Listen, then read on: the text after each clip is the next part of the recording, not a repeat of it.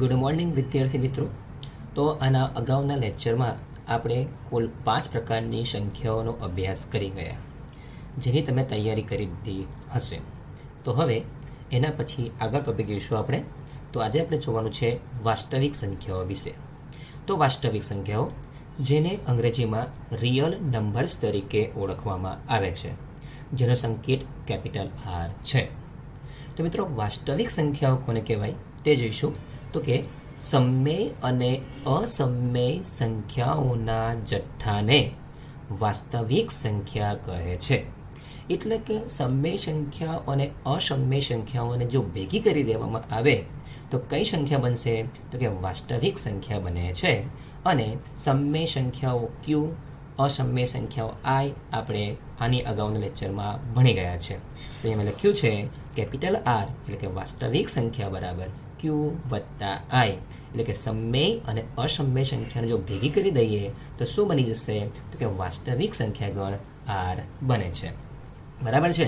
Okay, આગળનો topic જો કે પ્રત્યેક વાસ્તવિક સંખ્યાનું સંખ્યા રેખા પર એક અનન્ય બિંદુ તરીકે નિરૂપણ કરી શકાય છે.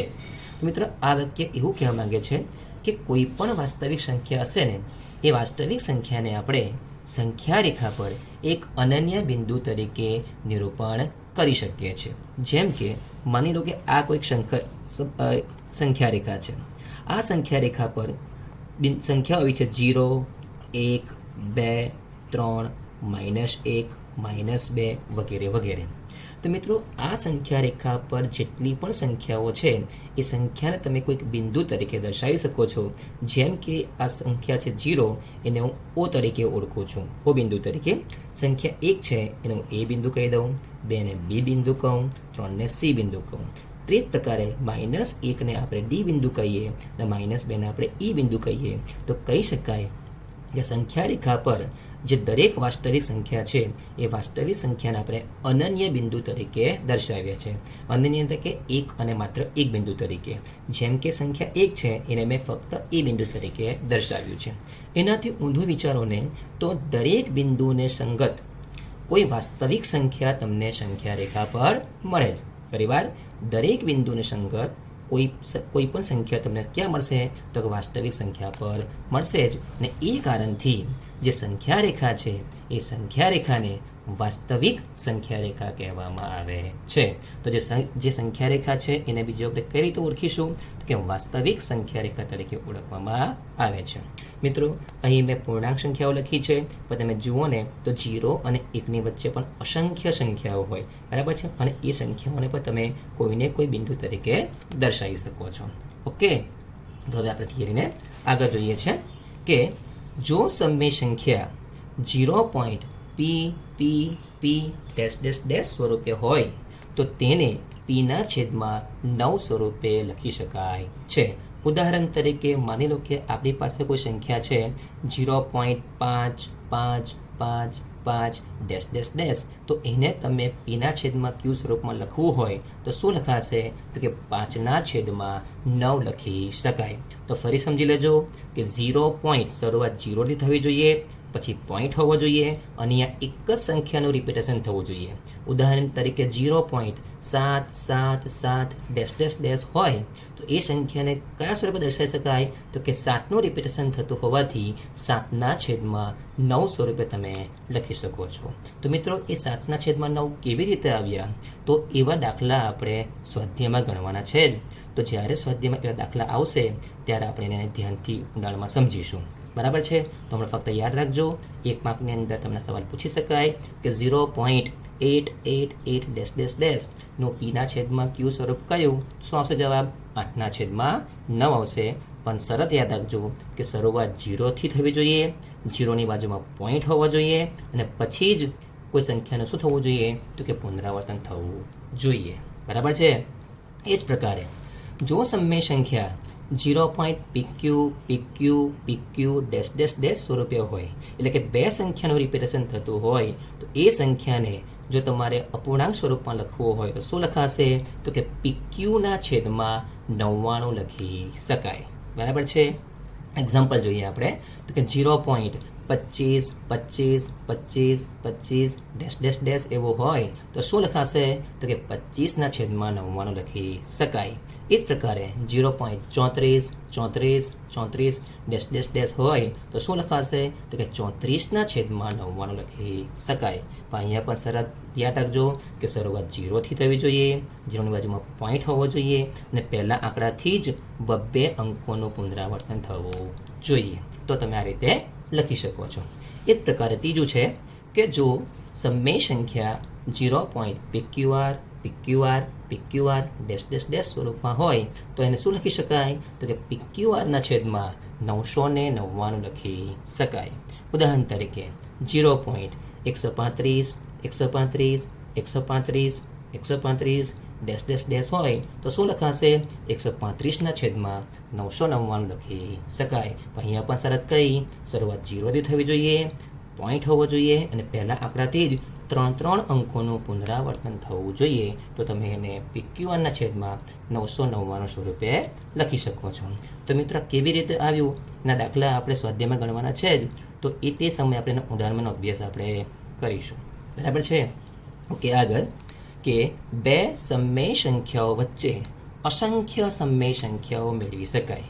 એટલે કે તમને 2 સમય સંખ્યાઓ આપી હશે તો એની વચ્ચે તમારે કેટલી? તો કે અસંખ્ય સમય સંખ્યાઓ તમે મેળવી શકો છો. એ પણ કેવી રીતે? તો એ પણ આપણે દાખલામાં આવવાનું છે જ, ત્યાં આપણે જોઈશું.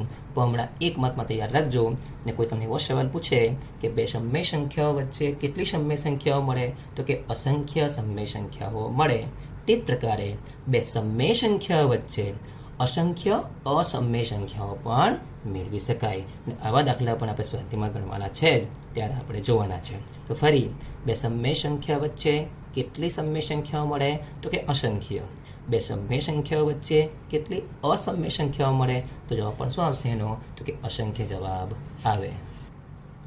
એના પછીનો ટોપિક છે કે સમય સંખ્યા p/qમાં જો q એટલે કે છેદ 2n ગુણ્યા 5n હોય તો તેની દશાંશ અભિવ્યક્તિ કેવી મળે? તો કે શાંત મળે.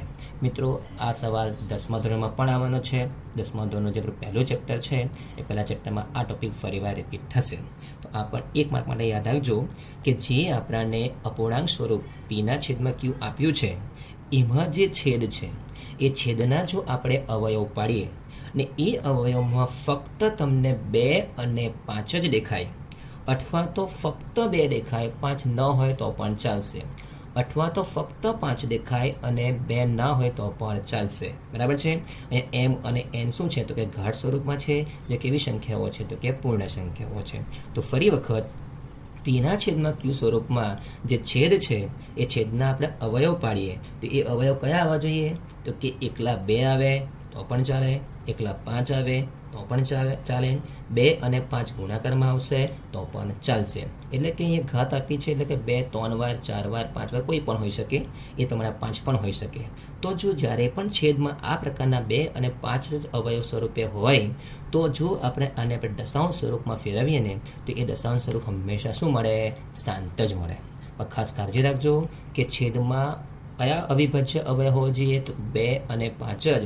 આ સિવાયના બીજા અન્ય અવિભાજ્ય અવયવ જેવા કે 3, 7, 11, 13 એવા હોવા જોઈએ નહીં. બરાબર છે? તો ફરી સમજો કે જો p/qમાં જે છેદ q છે એ qના આપણે અવયવ પાડીએ તો એ અવયવ કયા હોવા જોઈએ? તો કે 2, 5 અથવા આ બેમાંથી કોઈ પણ એક. બરાબર? તો એનું દશાંશ સ્વરૂપ હંમેશા શું મળે? શાંત જ મળે. બરાબર છે? ઓકે. એના પછી કે સમય સંખ્યા p/qમાં જો qને 2 અને 5 સિવાયનો કોઈ પણ અવિભાજ્ય અવયવ હોય તો તેની દશાંશ અભિવ્યક્તિ કેવી મળે? તો કે અનંત આવૃત મળે. આપણે ભણી ગયા છે કે સમય સંખ્યા p/q નું દશાંશ સ્વરૂપ શું મળે? તો ક્યાં તો શાંત મળે, ક્યાં તો અનંત આવૃત મળે. તો શાંત ક્યારે મળે એ તો આપણે ઉપરના ટોપિકમાં જોઈ ગયા છે. તો હવે અનંત આવૃત ક્યારે મળે તે પણ સમજી લેજો કે જે છેદ છે એ છેદમાં કયા અવયવ? તો કે 2 અને 5 સિવાયનો કોઈ પણ અવિભાજ્ય અવયવ, એટલે કે 2 અને 5 સિવાયનો અવિભાજ્ય અવયવ કયો, તો કે 3, 7, 11, 13, 17, 19 આ પ્રકારના જો અવયવ આવી જાય તો સમજી લઉં કે આ જે સમ્મેય સંખ્યા પીના છેદમાં ક્યુ છે એનું દશાંશ સ્વરૂપ કેવું મળશે, તો કે અનંત આવૃત મળવાનું છે. બરાબર છે. ઓકે, આગળ પાઈ. તો મિત્રો પાઈ એ કેવી સંખ્યા છે, તો યાદ રાખજો પાઈ એ અસમ્મેય સંખ્યા છે. પણ જો તમને પાઈની કિંમત આપી હોય કઈ, તો કે 22/7 આપી હોય કે 3.14 આપી હોય તો એને તમે અસમ્મેય નહીં પણ શું સમ્મેય સંખ્યા કહેવામાં આવે છે. તો મિત્રો ખાસ કાળજી રાખજો, જો ફક્ત પાઈ આપે તો પાઈ કેવી સંખ્યા, તો કે અસમ્મેય સંખ્યા. અને પાઈની કિંમત જો 22/7 એટલે કે પીના છેદમાં ક્યુ સ્વરૂપ આપે અથવા પાઈ બરાબર 3.14 આપે, આ એની આશરે કિંમત છે અને ફક્ત આટલું જ આપેલું હોય તે શું કહેવાય છે, તો કે શાંત કહેવાય છે. અને તે કારણથી એ કેવી સંખ્યા બની ગઈ, તો કે સમ્મેય સંખ્યા બની ગઈ. બરાબર છે. ઓકે, થિયરીમાં આગળ સમ્મેય ઘાતાંકના નિયમો. તો મિત્રો આ નિયમો પણ તમે ઓલરેડી 8મા ધોરણમાં ભણી ગયેલા છો, ફરીવાર રિપીટ થાય છે. તો સમ્મેય ઘાતાંકના નિયમો, પહેલો નિયમ છે ગુણાકારનો નિયમ. આ નિયમ શું કહે છે કે જ્યારે પણ બંને સંખ્યાઓમાં આધાર સરખા હોય, વચ્ચે ગુણાકાર હોય તો ઘાતાંકોનો સરવાળો થાય. તો જુઓ એની m ઘાત ગુણ્યા એની n ઘાત, તો શું લખાય, એની m વત્તા n ઘાત લખાય. એ જ પ્રકારે બીજો નિયમ છે ભાગાકારનો નિયમ, કે આધાર સરખા હોય, વચ્ચે ભાગાકાર હોય તો ઘાતાંકોની શું થાય, તો કે બાદબાકી થાય. એટલે કે એની m ઘાત ભાગ્યા એની n ઘાત, શું લખાય, એની m ઓછા n ઘાત લખાય. બરાબર છે. ત્રીજો નિયમ કે ઘાતના ઘાતનો નિયમ. તો કે એની m ઘાત અને આખાની પાછી ઘાત હોય તો ઘાતાંકોનો શું કરવાનો, ગુણાકાર. તો એની કેટલી ઘાત આવશે, mn ઘાત આવશે, એટલે કે ઘાતાંકોનો આપણે ગુણાકાર કર્યો છે. બરાબર. ચોથું કે ગુણાકારના ઘાતનો નિયમ. જેવું કહેવા માંગે છે કે બે સંખ્યા વચ્ચે ગુણાકાર હોય અને આખાની જો ઘાત હોય તો પહેલા પદની પણ ઘાત કહેવાય, બીજા પદની પણ ઘાત કહેવાય. તો જવાબ શું આવ્યો, એની m ઘાત ગુણ્યા બીની m ઘાત થાય. બરાબર. પાંચમું જુઓ કે ભાગાકારના ઘાતનો નિયમ. તો નિયમ એવું કહેવા માંગે છે કે બે સંખ્યા વચ્ચે ભાગાકાર હોય અને આખાની જો ઘાત હોય તો અંશની પણ ઘાત કહેવાય અને છેદની પણ ઘાત કહેવાય. એટલે કે એના છેદમાં બી આખાની m ઘાત હોય તો લખાશે એની પણ m ઘાત છેદમાં બીની પણ m ઘાત. બરાબર છે. ઓકે, આગળ આ નિયમો પણ આપણે 8માં જોઈ ગયા છે કે a⁻0 = 1. એનો અર્થ એમ થાય કે જો શૂન્ય સિવાયની કોઈ પણ સંખ્યા હશે અને જો આપણે એની ઘાત 0 લખીએ તો જવાબ હંમેશા એક જ આવે. જેમ કે 25ની 0 ઘાત તો કે 1, 101ની 0 ઘાત તો કે 1, બરાબર, 1000ની 0 ઘાત તો કે 1, 1551ની 0 ઘાત તો 1. ફરીવાર શૂન્ય સિવાયની કોઈ પણ સંખ્યાની ઘાત 0, જવાબ કેટલો આવશે, તો કે 1 જવાબ મળે. બરાબર. બીજો નિયમ છે એની ઓછા n ઘાત. તો જો મિત્રો જ્યારે પણ તમને ઋણ ઘાત આપી હોય અને આ ઋણ ઘાતને જો ધન કરવી હોય તો ક્યાં લખાય, તો કે 1ના છેદમાં લખાય. તો કે એની ઓછા n ઘાત, તો શું લખાશે, 1ના છેદમાં એની n ઘાત. બરાબર છે. આવા નિયમ આપણે બીજો પણ ભણી ગયા છે કે જ્યારે અપૂર્ણાંક હોય, ઉદાહરણ તરીકે 2/3 આખાની ઓછા 5 ઘાત, તો આ ઋણ ઘાતને ધન કરવી હોય તો શું કરવું પડે, તો કે છેદને ઉપર લેવો પડે, અંશને નીચે લેવો પડે. તો શું લખાશે, 3/2 આખાની કેટલી ઘાત થઈ જાય, 5 ઘાત થઈ જાય. બરાબર. ઓકે, આગળ n મૂળમાં a. અહીંયા n મૂળ એટલે કે જો n ની જગ્યાએ 2 લખીએ તો વર્ગમૂળ, 3 લખું તો ઘનમૂળ, 4 લખું તો ચતુર્થ મૂળ, 5 લખું તો પંચમૂળ. તો n મૂળમાં a હોય તો એનું બીજું સ્વરૂપ કેવું છે, તો કે a ની કેટલી ઘાત, 1ના છેદમાં n ઘાત. જો અહીંયા વર્ગમૂળ હોત તો એની કેટલી ઘાત કહેવાય, તો 1ના છેદમાં 2. જો અહીંયા ઘનમૂળ હોય તો એની કેટલી ઘાત, તો કે 1ના છેદમાં 3 ઘાત છે એવું કહી શકાય. તો મિત્રો આ ટોપિક તો આપણે ઓલરેડી 8માં જોઈ ગયા છે. બરાબર છે. તો અહીં આ ચેપ્ટરની થિયરી પૂરી થાય છે. તો મિત્રો આ થિયરી ધ્યાનથી તમે સમજો અને એને તૈયાર કરો, જેથી કરીને દાખલામાં આપણને તકલીફ ન નડે. બરાબર છે. તો હવે આપણે સ્વાધ્યાય 1.1 સ્ટાર્ટ કરીએ છીએ. તો સ્વાધ્યાય 1.1 જેમાં પહેલો પ્રશ્ન છે, શું શૂન્ય એ એક સમ્મેય સંખ્યા છે? શું તમે તેને p પૂર્ણાંક તથા q શૂન્યેતર પૂર્ણાંક હોય તેવા PQ માટે Pના છેદમાં Q સ્વરૂપમાં લખી શકશો? એવો પ્રશ્ન આપણને કર્યો છે. તો મિત્રો થિયરીમાં આપણે જોઈ ગયા કે શૂન્ય એ સમય છે કે નહીં? તો છે. કેમ છે? કારણ કે શૂન્ય એ પૂર્ણ સંખ્યા પણ છે, શૂન્ય એ પૂર્ણાંક સંખ્યા પણ છે, અને આપણે જાણીએ છીએ તેમ પૂર્ણ સંખ્યાનો સમાવેશ પણ સમય સંખ્યામાં થશે અને પૂર્ણાંક સંખ્યાનો સમાવેશ પણ સમય સંખ્યામાં થશે. તો તે કારણથી કહી શકાય કે શૂન્ય એ કેવી છે? તો કે સમય સંખ્યા છે, જે વર્ણન મેં અહીંયા લખ્યું છે. બરાબર. ને હવે આપણે શૂન્યને Pના છેદમાં Q સ્વરૂપમાં લખવાના છે. તો મિત્રો 0 હોય તો આના છેદમાં તમે કોઈ પણ સંખ્યા લખો ને તો પણ જવાબ તો કેટલો રહે? 0 જ રહે. તો જો મારે 0નું Pના છેદમાં Q સ્વરૂપ લખવું હોય તો શું લખી શકાય? 0ના છેદમાં 2, 0 છેદમાં 3, 0 છેદમાં 5, 0 છેદમાં 7, 0 છેદમાં 200, 0 છેદમાં 125, 0 છેદમાં 300 ડેશ ડેશ ડેશ. તો અસંખ્ય સ્વરૂપે લખી શકાય. તો 0નું Pના છેદમાં Q સ્વરૂપ તમે આ પ્રકારે લખી શકો છો. બરાબર છે? ઓકે. એના પછી બીજો દાખલો જોજો કે 3 અને 4 વચ્ચેની 6 સમય સંખ્યાઓ શોધો. મિત્રો આ દાખલો ઇમ્પોર્ટન્ટ છે, પરીક્ષામાં પૂછાયો છે, તો ખાસ કાળજી રાખજો. અને આપણે થિયરીમાં જોઈ પણ ગયા કે બે સમય સંખ્યાઓ વચ્ચે કેટલી સમય સંખ્યાઓ મળે? તો આપણે જોઈ ગયા છે કે બે સમય સંખ્યા વચ્ચે તો અસંખ્ય સમય સંખ્યાઓ મળે. બરાબર છે? પણ અહીં આપણને એવો પ્રશ્ન કર્યો છે કે 3 અને 4 વચ્ચેની કેટલી? તો કે 6 સમય સંખ્યા લખો. તો આપણે ફક્ત 6 જ લખવાની છે, 6 કરતાં વધારે લખવાની નથી. તો મિત્રો આ 3 અને 4 વચ્ચેની 6 સમય સંખ્યાઓ તમે 3 રીતે શોધી શકો છો. બરાબર છે? અહીંયા મેં તમને 2 રીત દર્શાવી છે, ત્રીજી રીત પણ સમજાવી દઉં છું. પણ આ 3 રીતમાંથી પરીક્ષામાં આપણે આ પહેલી રીતનો ઉપયોગ કરીશું, જે બધા જ દાખલામાં એપ્લાય થશે. બરાબર? તો સમજી લેજો ધ્યાનથી આને, કારણ કે આજે હોમવર્કમાં આ ટાઈપના દાખલા ગણવાના આવશે. તો 3 અને 4 વચ્ચેની 6 સમય સંખ્યાઓ આપણે શોધવાની છે. તો 6 સમય સંખ્યાઓ શોધવાની હોવાથી જે આપણને 3 અને 4 આપ્યા છે, તો 3 અને 4ના બંનેના છેદમાં આપણે કેટલા લાવવાના છે? તો 6 સમય સંખ્યા શોધવાની હોવાથી આમાં તમે 1 ઉમેરી દો. તો કેટલા થશે? તો કે 7 થશે. તો આમાં 1 ઉમેરતા 7 થતા હોવાથી આપણે 3ના છેદમાં પણ 7 લાવવાના છે અને 4ના છેદમાં પણ 7 લાવવાના છે. મેં વર્ણન કર્યું છે કે 6 સમય સંખ્યાઓ શોધવાની હોવાથી 3 અને 4ના છેદમાં 6 + 1 = 7 લાવવા. બરાબર છે? તો અહીંયા 3ના છેદમાં 7 લાવવા માટે મારે કરવું શું પડે? કે 3ને 7 વડે ગુણવા પડે અને 7 વડે ભાગવા પડે. કેમ? કે આપણને ફક્ત 3 આપેલા છે. અને જો તમે 7 વડે ગુણો અને 7 વડે ભાગો તો 7 7 તો ઉડી જ જાય, તો રકમમાં કોઈ ફેર પડવાનો નથી, અને રકમમાં ફેર પડવો જોઈએ નહીં. પણ અહીં તમે ઉડાવવાના નથી, પણ 7 વડે ગુણવાના, 7 વડે ભાગવાના છે. તો સાદુરૂપ આપો તો 7 × 21/7. બરાબર છે? એ પ્રકારે 4ના છેદમાં 7 લાવવા હોય તો શું કરવું પડે? કે 4ને 7 વડે ગુણો, 7 વડે ભાગો. તો 4 × 7/7, તો 7 × 28 અને છેદમાં 7 આવે. બરાબર છે? તો આ બે સંખ્યાઓમાં તમે ધ્યાનથી જુઓ ને તો છેદ કેવા છે? સરખા છે, એટલે કે સમછેદી છે. અને જ્યારે પણ છેદ સરખા આવી જાય તો હવે અંશ જુઓ. અંશમાં અહીંયા 21 છે, અહીંયા 28 છે. તો આપણે કેટલી સંખ્યા લાવવાની છે?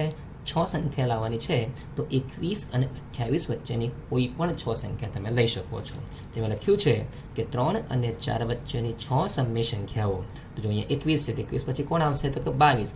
22ના છેદમાં 7, પછી 23ના છેદમાં 7, 24ના છેદમાં 7, 25 છેદમાં 7, 26 છેદમાં 7, 27ના છેદમાં 7 આવ્યા. બરાબર છે? મિત્રો આપણે જાણીએ છીએ તે મુજબ બે સમય સંખ્યાઓ વચ્ચે તો કેટલી અસંખ્ય સમય સંખ્યાઓ મળે. તો આ 6 જ સમય સંખ્યા મળશે જરૂરી નથી, પણ આ સિવાયની ઘણી બધી સમય સંખ્યાઓ તમને મળી શકે. તો તે કારણથી આ જવાબ પાછળ ચોપડીમાં હોય એ જરૂરી નથી, કેમ કે આ સિવાયના અન્ય જવાબો પણ અહીં શક્ય છે. તો કેવી રીતે સમય સંખ્યા શોધી શકાય એ ખાસ કાળજી રાખજો. બરાબર છે? ઓકે.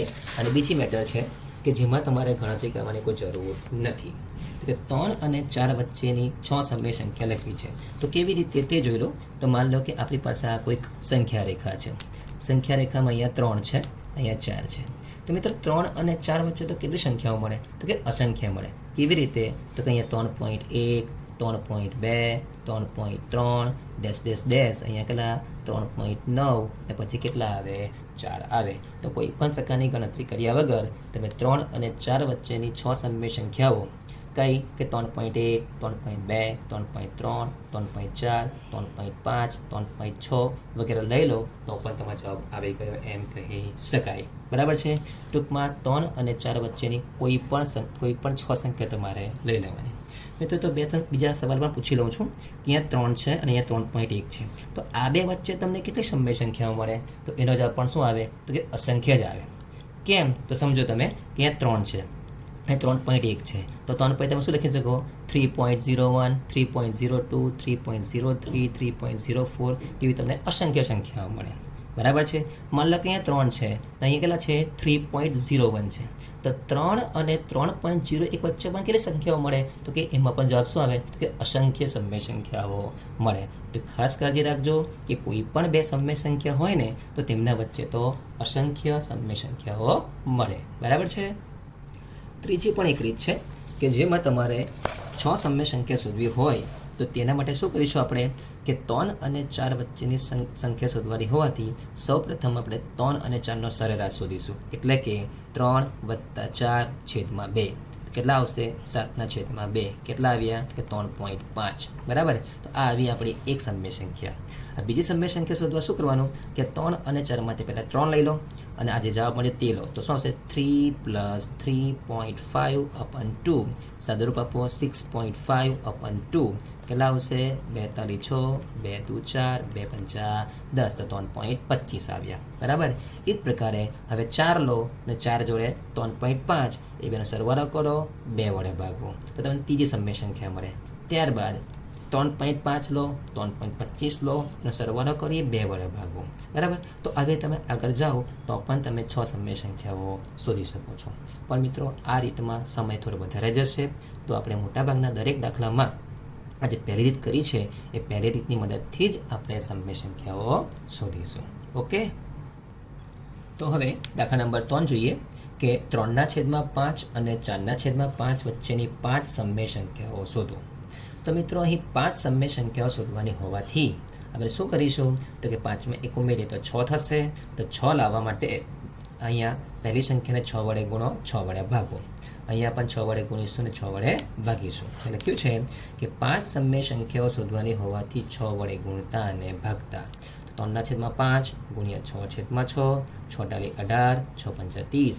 એ જ પ્રકારે 4/5 ગુણ્યા 6/6, 24/30 આવશે. તો હવે આપણને 5 સમય સંખ્યા શોધવાની હોવાથી 18 અને 24 વચ્ચેના 5 સંખ્યાઓ લઈ લો તો કેટલા? 19/30, 20/30, 21/30, 22/30, 23/30 જે માંગેલી 5 સમય સંખ્યાઓ છે. બરાબર છે. જો મિત્રો અહીં રકમમાં તો જુઓ છેદ તો સરખા છે જ. અહીં 3/5 છે અને માની લો કે અહીંયા 14/5 છે. અને વચ્ચેની 5 સમય સંખ્યા શોધવી હોય ને તો આ બધી ગણતરી કરવાની જરૂર જ નથી.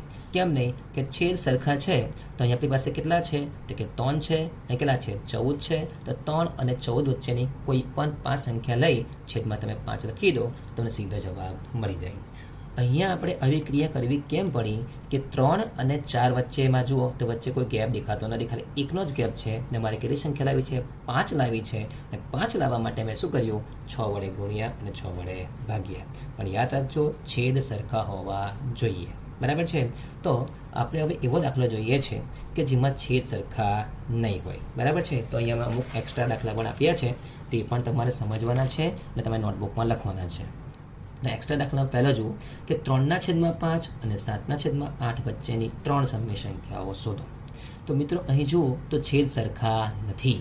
તો અહીંયા પહેલાં શું કરવું પડે? છેદ સરખા કરવા પડે. તો તે માટે અહીં છેદમાં 5 અને 8 હોવાથી મેં 5 અને 8નો લસા કાઢીશ. તો 5 અને 8નો લસા કેટલો આવે? તો કે 40 આવે, જે તમને શોધતા આવડે છે. તો લસા 40 હોવાથી 3/5 છે તો અહીંયા પણ છેદમાં 40 થવા જોઈએ અને અહીં પણ છેદમાં 40 થવા જોઈએ. તો તે માટે 3/5 છે 40 લાવવા માટે મેં 8 વડે ગુણું છું અને 8 વડે ભાગું છું. બરાબર. તો 8 × 24, 8 પંચા 40. એ જ પ્રકારે 7/8 છે, છેદમાં 40 લાવવા માટે શું કરવું પડે? તો 8ને 5 વડે ગુણવા પડે. તે માટે 5 વડે ગુણ્યા 5 વડે ભાગી નાખ્યા તો 35/40 આવશે. તો હવે છેદ સરખા થઈ ગયા. અને આપણે કેટલી સંખ્યા લાવવાની છે? 3. તો 24 અને 35 વચ્ચેની 3 સંખ્યા લઈ લો તો શું આવશે? 25/40, 26/40, 27/40. આ ઉપરાંત બીજી પણ સંખ્યાઓ લખી શકાય. અહીંયા 3 જ માંગેલી હોવાથી આપણે ફક્ત 3 સમય સંખ્યાઓ દર્શાવી છે. બરાબર. બીજો એક્સ્ટ્રા દાખલો જુઓ કે 2/9 અને 2/7 વચ્ચેની 4 સમય સંખ્યાઓ શોધો. બરાબર. તો અહીંયા પણ છેદ સરખો નથી, તો પહેલાં આપણે છેદ સરખો બનાવીશું. તો 9 અને 7નો લસા કેટલો છે? તો કે 63. તો પહેલી સંખ્યામાં છેદમાં 63 લાવવા માટે 9ને કેટલા વડે ગુણવું પડે? તો 7 વડે. 7 વડે ગુણ્યા 7 વડે ભાગ્યા 14/63 આવ્યા. બરાબર. એ જ પ્રકારે બીજી સંખ્યા 2/7 છે. 63 લાવવા માટે 9 વડે ગુણો, 9 વડે ભાગો તો 18/63 આવશે. તો હવે જો છેદ કેવા થઈ ગયા? સરખા થઈ ગયા. મારે સંખ્યા કેટલી લાવવાની છે? તો કે 4 સમય સંખ્યા લાવવાની છે. તો અહીંયા 14 અને 18 વચ્ચે 4 સંખ્યા હોવી જોઈએ. તો વિચારો, 14 પછી 15 આવશે, 16 આવશે અને 17 આવશે. પછી તો ડાયરેક્ટ 18 આવી જવાના. તો કેટલી સમય સંખ્યાઓ મળી? કે 3 મળી. પણ લાવવાની કેટલી? 4. તો અહીંયા આ બે વચ્ચેનો ગેપ કેટલો હોવો જોઈએ? 4 કે 4 કરતાં વધારે હોવો જોઈએ. અહીં ગેપ ફક્ત કેટલો છે? 3નો છે. તો ગેપ વધારવા માટે હવે જે 14/63 આવ્યા ને એને હું 2 વડે ગુણું છું, 2 વડે ભાગું છું. મિત્રો, અહીં તમે કોઈ પણ સંખ્યા વડે ગુણી શકો છો. ખાલી ડિફરન્સ એટલો યાદ રાખજો કે તમારે જે ગેપ જોઈએ છે એ ગેપ આ બે વચ્ચે આવવો જોઈએ. તો અહીંયા હું 2 વડે ગુણ્યા, 2 વડે ભાગ્યા તો કેટલા આવ્યા? 28/126. પણ હવે એકવાર તમે પહેલી સંખ્યાને તમે 2/2 વડે ગુણી તો બીજી સંખ્યાને પણ 2/2 વડે જ ગુણવાની. તો 2 વડે ગુણ્યા, 2 વડે ભાગ્યા તો 36/126 આવી ગયા. તો હવે તમે જુઓ કે 28 અને 36 વચ્ચે કેટલો ગેપ છે? તો કુલ 7 કે 8 સંખ્યાઓનો ગેપ છે. અને આપણે જોઈએ છે કેટલી? તો કે 4 સમય સંખ્યા જોઈએ છે. આપણે જવાબ અહીંયા મળી જશે.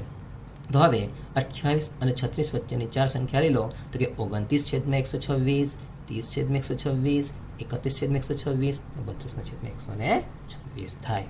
તો આ રીતે આપણે સમય સંખ્યાઓ શોધવાની છે. બરાબર છે ને મિત્રો? આ દાખલાઓ આપણે ઓલરેડી 8મા ધોરણના પહેલા ચેપ્ટરમાં પણ આવી જ ગયા છે અને ફરી રિપીટ થાય છે. બરાબર છે? તો ઉપર જે દાખલા મેં સમજાવ્યા છે અને તમે ધ્યાનથી સમજો અને ત્યારબાદ આજે મેં તમને હોમવર્કમાં બીજા 5 દાખલા કરવા આપ્યા છે. તો તમે 5 દાખલાને ધ્યાનથી સમજીને ગણો.